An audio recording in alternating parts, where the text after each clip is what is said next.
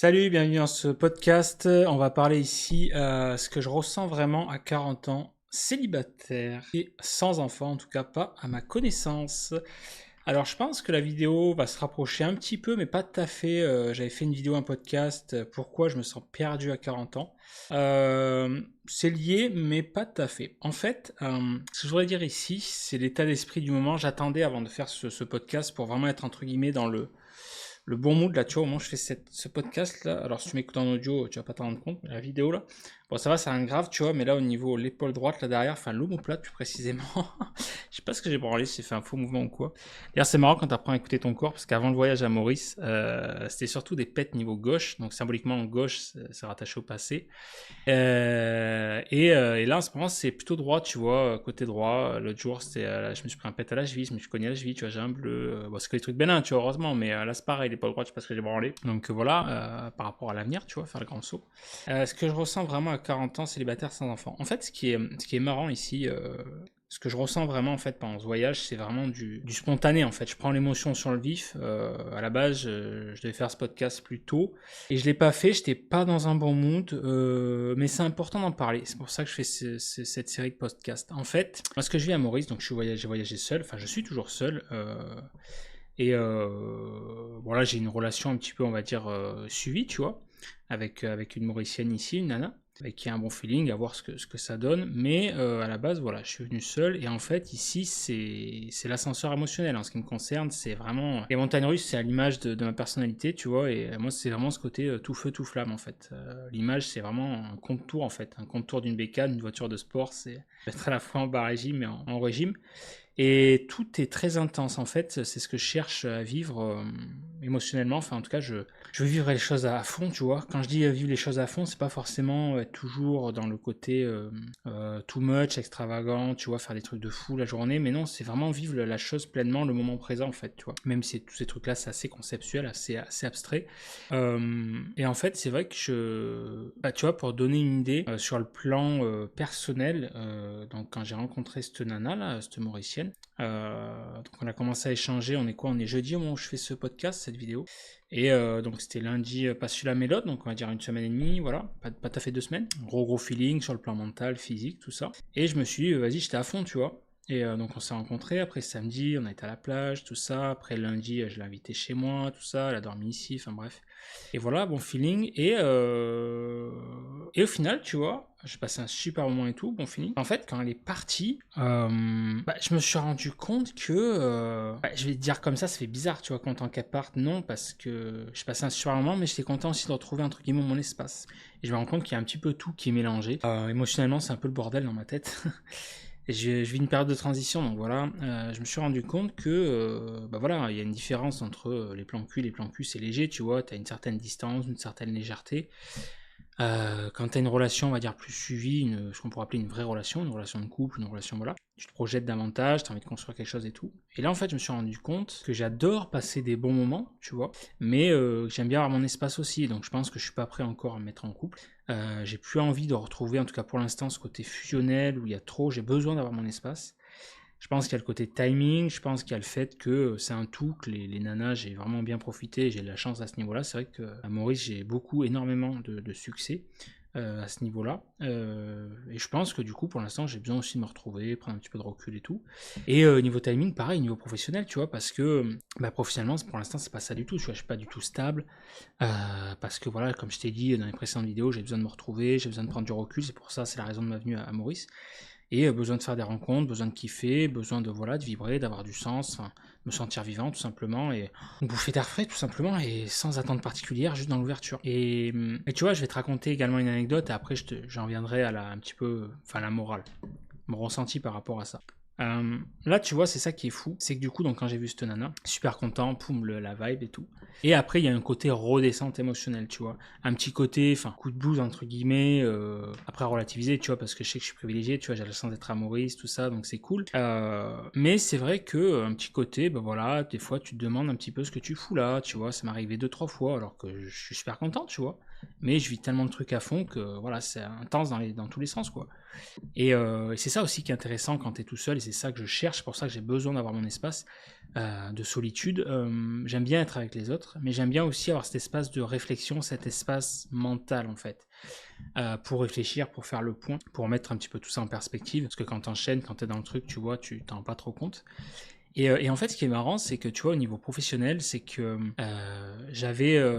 Donc là, j'ai un collègue, là, Kevin, que je dois rencontrer dans les jours qui viennent, mais le mec, il est pas mal occupé niveau taf, donc voilà, il doit me recontacter, il doit m'inviter à un événement. Là, il m'a parlé Web Moritus qui doit se passer en mai. Je n'ai pas de date exacte, mais je pense qu'intuitivement, je situerai ça vers le 10, 11 dans ces eaux-là, 11, 12. Intuitivement, on verra bien.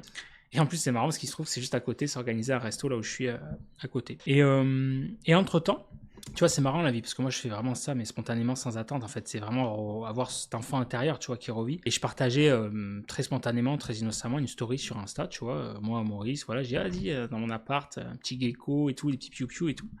Et en fait, il y a un ancien client à moi, avec qui on est devenu potes, on a une bonne relation, tu vois, collègue et tout, un bon feeling. Et il me contacte, il me dit, attends, mais mec, mais t'es à Maurice? Je dis, mais ouais. Il me dit, mais t'es où toi? Il me dit, toi aussi?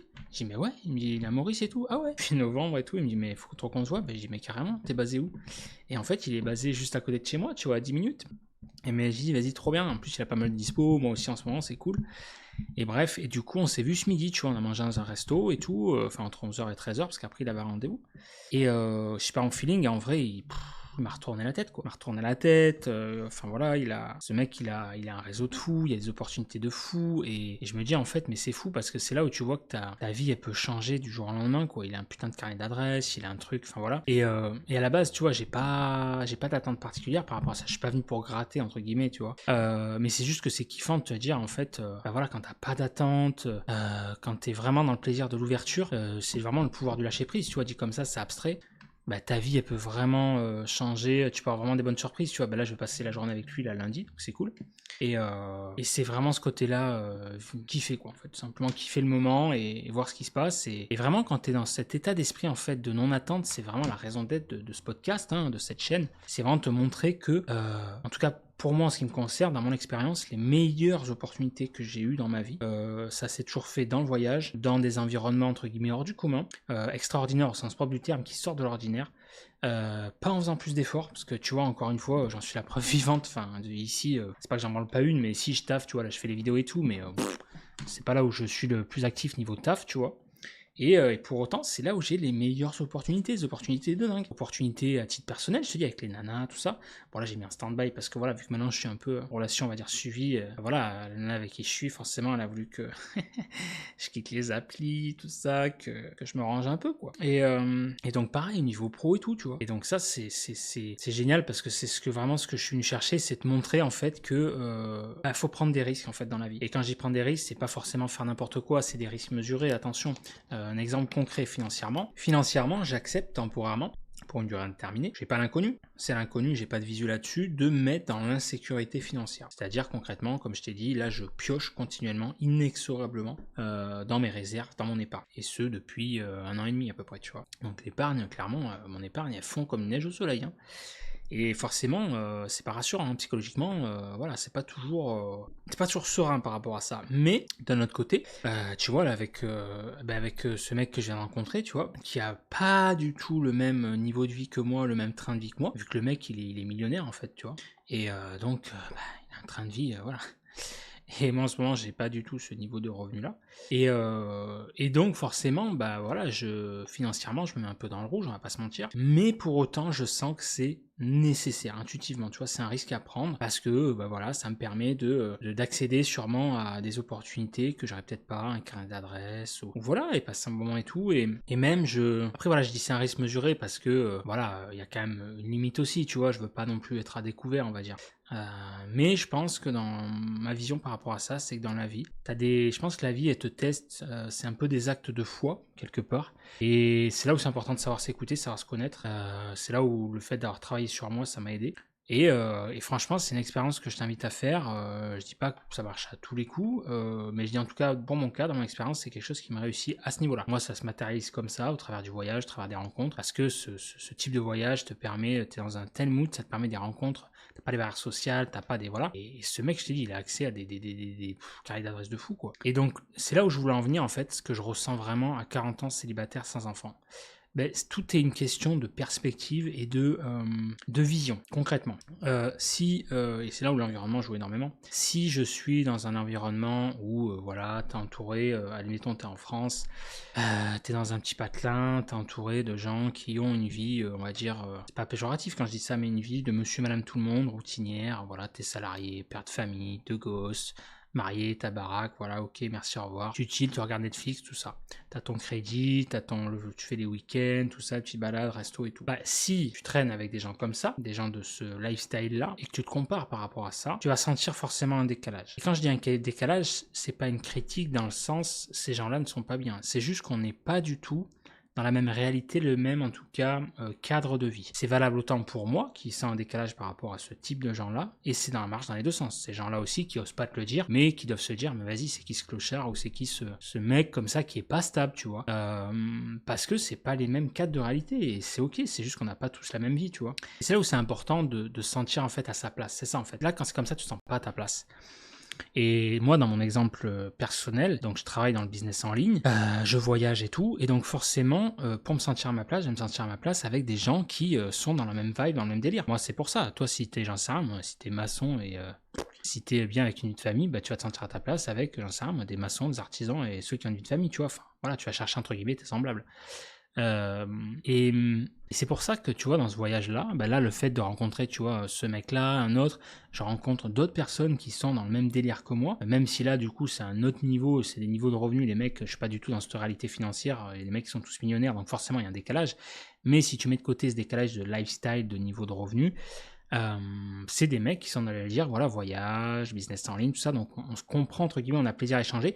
Et ce que j'adore dans cette approche-là, c'est que c'est des entrepreneurs. Alors ils sont pas tous comme ça, mais il y en a pas mal quand même. La majorité que je connais, c'est enfin. T'as deux types pour moi d'entrepreneurs dans le business en ligne. T'as vraiment l'entrepreneur classique où il est dans le business en ligne, mais un entrepreneur du monde physique qui sert juste du business en ligne pour se caler ou pour faire autre chose. C'est-à-dire que le mec va pas forcément être accessible, c'est un entrepreneur classique. Bon, dans la vraie vie, voilà, il sera costard-cravate, pourquoi pas, c'est un cliché, mais pour que tu comprennes l'idée. Et après, t'as vraiment le type d'entrepreneur, un petit peu, voilà, voyage, tout ça, comme les influenceurs, t'as de tout, hein, et qui va être accessible, c'est-à-dire que le mec, il va être millionnaire, tu vas voir, il va falloir, ça se trouve, il va être sapé en j'en sais rien, claquette tongs, enfin claquette short et t-shirt, et il n'aura pas forcément le look, l'apparence, tu vas pas le savoir, mais pour autant, il se fera plaisir, et ce qui est cool, c'est que tu as ce côté où le mec, il brasse, mais le mec, il reste à la fois simple, tu vois. Et moi, c'est ce que j'adore, c'est ce que je cherche à ce niveau-là, c'est cette catégorie, on va dire, d'entrepreneur, qui me correspond, avec qui voilà, tu peux passer des bons délires, tu peux te faire plaisir, tout ça.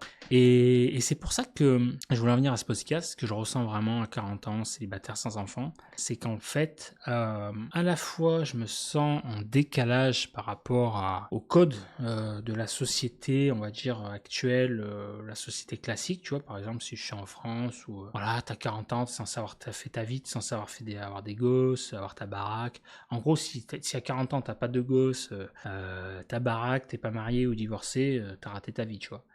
Et que t'es pas stable financièrement, voilà. Bon, moi c'est une autre réalité. J'ai pas de baraque, je suis pas propriétaire. Enfin, si maintenant je suis, on va dire, nu propriétaire de quelques biens par rapport à un héritage, mais sinon voilà. J'ai pas, donc célibataire, hein, je suis pas en couple, j'ai pas d'enfant, j'ai pas de stabilité financière. Je t'ai dit, moi ça a bien marché à un moment donné, pour l'instant pas du tout, je suis en transition. Donc voilà, c'est vraiment des vagues quoi.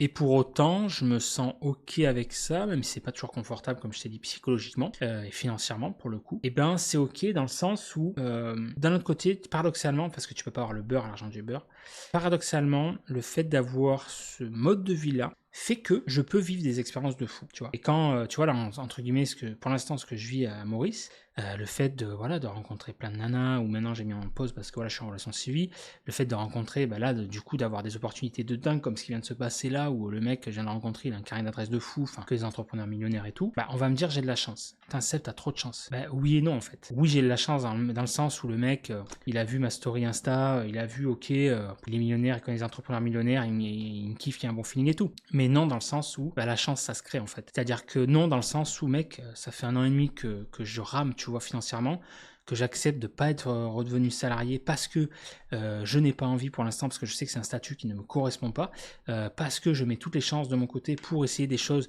de mon côté, même si pour l'instant ça n'a pas marché, je teste à mon niveau, parce que j'accepte de me mettre dans la sécurité financière, parce que j'ai pris le risque et le courage de partir seul pendant 2 mois à Maurice, parce que ça demande du courage, c'est comme s'expatrier, tout le monde dit majorité, ah ouais j'aimerais trop faire ça, ouais mec, mais il y a une différence entre, il y en a beaucoup de gens qui parlent, blablabla, entre vouloir le faire et le faire réellement, tu vois, entre le blabla et les actes, voilà.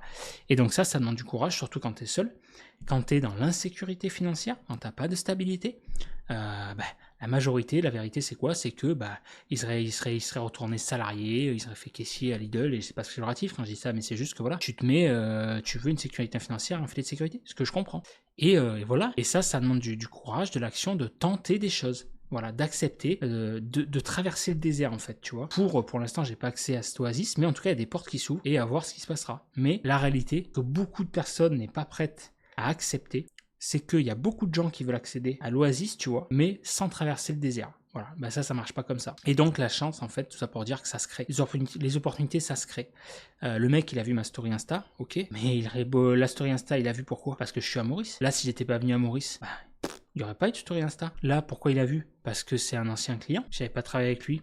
Il n'y aurait pas eu ça. Enfin, tu vois, tout ça fait que, parce que voilà, j'ai créé les conditions nécessaires à la rencontre. Alors oui, il y a une part effectivement de chance, mais pas que. Voilà. La chance, généralement, elle vient s'asseoir à ta table, une fois que tu as préparé à manger, que tu as mis le couvert, que tu as dressé la table. Là, oui, la chance, elle vient s'asseoir à ta table, tu vois. Donc voilà, ça relativiser et ça mettre en perspective, ok?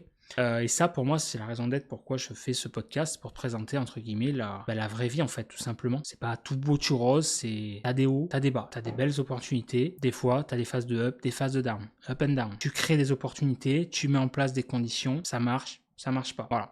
Et quand tu es dans un état d'esprit où tu mets en place des choses, parce que le but c'est pas rien faire, tu mets en place des choses, tu mets en place des actions, il y a des fois tu es là, tu avances, il y a des fois après tu te mets en réflexion, il y a des fois tu sens que tu as besoin de prendre du recul, faut t'écouter. Et voilà, tu mets en place des conditions.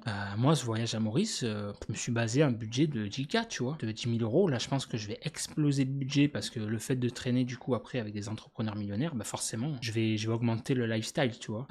Mais c'est un risque que je suis prêt à prendre parce que je pense que le jeu en vaut la chandelle et je pense que c'est une opportunité qui risque peut-être pas de se représenter. Donc, faut savoir aussi saisir les opportunités. Et je finirai là-dessus. La vérité, c'est que pour savoir saisir les opportunités, déjà, comme je t'ai dit, il faut créer les conditions nécessaires. Ensuite, pour que l'opportunité vienne à toi, une fois que l'opportunité vient à toi, il faut savoir la saisir, parce que l'opportunité, elle peut venir à toi, mais si tu sais pas la saisir, voilà. Là, tu te dis, non, j'ai pas envie, ouais, non, je sais pas, tu vois. Là, je l'aurais pas rencontré, voilà. Et après, il faut accepter que malgré tout, comme là, cette opportunité-là, elle va quand même me coûter des ronds au départ, tu vois. Faut quand même donner le change, quoi. Là, tu vois, par exemple, voilà, il m'a payé le resto, là, on va passer la journée là, lundi ensemble, du coup, ça va être à mon tour, tu vois. Je vais payer la journée, je vais mettre en place, voilà. Il faut lâcher des billets, quoi. Donc c'est pour ça que c'est généralement les mecs qui participent à des masterminds, des trucs comme ça, tu vois. Et pour accéder à ces réseaux, à ces trucs comme ça, quoi. Ça marche que comme ça, en vrai. Hein. Et la vérité, c'est qu'après, tu accèdes, entre guillemets, à un monde caché. Tous les gens se connaissent. Enfin, c'est là où tu vois qu'il y a des opportunités de fou qui se passent que en off, quoi. Que ce soit sur des plans, des stratégies, pour des logements, tout. Enfin, bref. Donc voilà, c'est tout ce que j'avais à dire principalement dans ce podcast. Je pense que je vais m'arrêter là, parce que sinon ça risque de partir dans tous les sens. C'est pas forcément le but. Dis-moi si tu as des retours par rapport à ça en commentaire juste en dessous de cette vidéo. Voilà, si tu veux que je développe tel ou tel point et me faire part de ton avis. Voilà, donc la conclusion de cette vidéo et de ce podcast, c'est pour te dire que si tu regardes cette vidéo ou tu écoutes ce podcast en ce moment même, que tu es 40 ans ou pas, que tu te sens en gros paumé dans ta vie, tu te sens en décalage par rapport aux autres, sache que même si au jour d'aujourd'hui, à l'instant T, ça peut paraître entre guillemets une mauvaise nouvelle, c'est peut-être une bonne nouvelle finalement, et c'est peut-être la meilleure chose qui puisse t'arriver dans la vie en fait.